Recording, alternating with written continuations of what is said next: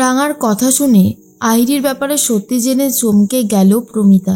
সম্পূর্ণ জানতে ভিডিওটিতে একটি লাইক করে দেখতে থাকো। গল্পের শুরুতেই দেখা যায় রাঙা আহিরির ব্যাপারে সমস্ত সত্যি জেনে গেছে। তাই রাঙা একটা নতুন প্ল্যান করেছে আর নাটক করতে থাকে, যেখানে একলব্যকে বলে, আমি তোকে কোনোভাবেই ডিভোর্স দেব না রে উড়ানবাবু। তুই একটা কথা জেনে রাখ যে আমি সবসময় একটা জিনিস চেয়ে এসেছি, সেটা হচ্ছে মান, সম্মান, ভালোবাসা, আর সেগুলো আমি এখান থেকেই পেয়েছি। আর আমি এগুলো এত সহজে হারাতে পারবো না। আমি এখান থেকে কোথাও যাব না। তুই বরং আহিরি দিদিকে বলে দে ও যেন আমাদের মাঝখানে আর না আসে। সব শোনার পর তো পুরোপুরি অবাক হয়ে গেছে একলব্য। ভাবতেই পারে না কোন রাঙাকে চিনতো আর এখন কোন রাঙা সামনে এসে দাঁড়িয়েছে। তখন বৃন্দা বলে, দেখো তোমরা সবাই দেখো, যে এই মেয়েটাকে এত ভরসা বিশ্বাস করেছিলে, আজ সে কতগুলো কথা বলে দিল যেগুলো ভাবতেই পারেনি কোনোদিন কেউ বলতে পারে। এর মধ্যেই মনে মনে একটা কথাই ভাবছিল আহিরি, রাঙা নিজের এই সত্তাটাকে লুকিয়ে রেখেছিল, এতদিন পরে ও বার করেছে। যেটা হয়েছে সেটা একদমই ঠিক হয়নি, আমি কোনোভাবেই ছাড়বো না।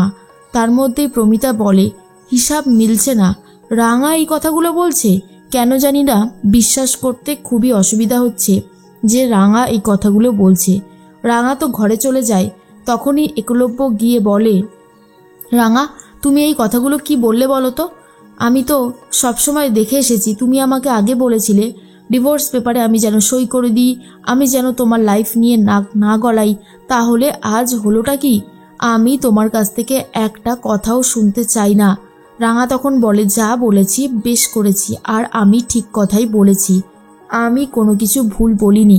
তখনই অবাক হয়ে গেছে আর একলব্য বলে, এটা কিন্তু ঠিক হচ্ছে না, তুমি এইভাবে বদলে যেতে পারো না, তুমি তো দেখছি খুবই লোভী। রাঙা তখন বলে, আমি লোভী? আমি সেই গ্রাম থেকে উঠে এসেছি, কিসের জন্য? এখানে ভালো করে থাকবো, ভালো মন্দ খাবো, আমি আর এইভাবে থাকবো না। তুই আহিরি দিদিকে কোনোভাবেই বিয়ে করবি না। তুই যখন একবার আমার স্মৃতিতে সিঁদুর দিয়েছিস, তাহলে তোকে আমার সাথেই থাকতে হবে উড়ানবাবু। এসব শুনে একলব্য বুঝতে পারছে না কি বলবে। একলব্যর মাথায় তো খুবই রাগ হয়ে যায়। আর তখন একলব্য বলে, ছি রাঙাছি, তোমাকে যতই দেখি ততই অবাক হয়ে যাই আর ভাবি কি করে একটা মানুষ এতটা বদলে যেতে পারে। ভাবতেও কেমন যেন অবাক লাগছে। তার মধ্যেই আহিরির সাথে কথা বলে সব্য আর বলে, আহিরি আজ তো বাড়িতে অলরেডি ঝামেলা হচ্ছে, এই ব্যাপারটাকে নিয়ে আরও হয়তো কিছুদিন চলবে। আমার মনে হয় এই সময় তোমার বাড়ি যাওয়া উচিত, আমরা এদিকটা সামলানোর চেষ্টা করছি। সাত্তকী তখন বলে, কেন রে দাদা, কেন? আহিরি সবসময় বাড়ি চলে যাবে কেন? আহিরির বাড়ি তো এটাই হওয়ার কথা ছিল। আর আহিরি যেটার জন্য লড়াই করছে সেটা কোনো রকমের কিছু ভুল নয়। আহিরি তো একদম ঠিক কথাই বলেছে। আজ একলব্যর বিয়ে হয়েছে, অনেক দিন হয়ে গেছে। এতদিনে রাঙার সাথে একলব্যর ডিভোর্সটা তো হলোই না, উল্টে রাঙা যে খেল দেখাতে শুরু করেছে, এখন রাঙা কোনোভাবে একলব্যকে ডিভোর্স দেবে না, আমি এটাও জানিয়ে রাখছি। তখনই আহিরি বলে, তাহলে এবার কি হবে আমার? সব্য বলে, এখনও তো একলব্য কোনো সিদ্ধান্ত নেয়নি, রাঙার একা সিদ্ধান্তে তো কিছু হবে না, তুমি একটু শান্ত হও। তার মধ্যেই প্রমিতা আর নবারুণ রাঙার কাছে চলে এসেছে। নবারুণ বলে, রাঙা এ তোর কী রূপ আমি দেখছি রে, তোকে তো আমি চিনতে পর্যন্ত পারছি না, তুই এতটা বদলে গেলি কি করে? রাঙা বলে, আমি বদলে যাইনি, আমি যা বলেছি তা একদম ঠিক কথাই বলেছি, কোনো কিছু ভুল বলিনি। প্রমিতা বিশ্বাসই করতে পারছে না রাঙা এতটা বদলে যেতে পারে। তখনই মনে মনে একটা কথাই ভাবছিল প্রমিতা, যেভাবেই হোক রাঙাকে বোঝানোটা দরকার। রাঙা কিছুতেই বুঝতে চায় না। একলব্য বলেছিলাম না মা, দেখো রাঙাকে তুমি চিনতে কত বড় ভুল করেছিলে। রাঙা তখন বলে, হ্যাঁ আমি এখানেই থাকবো আর এখানেই খাবো, আর আমি কোনোভাবে এই বাড়ি থেকে যাব না। এরপর তো নবারুণ্য চিনতে পারে না, নবারুণ রাগ করে বেরিয়ে যায়। ঠিক তখনই একলব্য বেরিয়ে গেছে, ঘরের মধ্যে রয়েছে শুধু প্রমিতা আর রাঙা।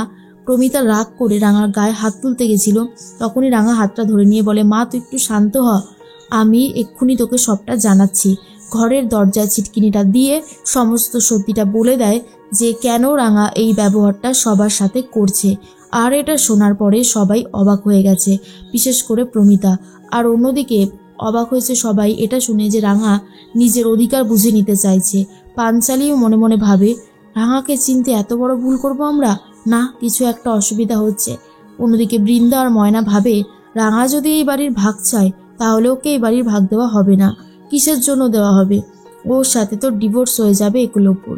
আর আইরি ভাবে, হয়তো একলব্যর সাথে এমনভাবে এখন বিহেভিয়ার করতে হবে তাহলেই সবটা সম্ভব, না হলে কোনোভাবেই আর আমার সাথে একলব্যর বিয়েটা হবে না।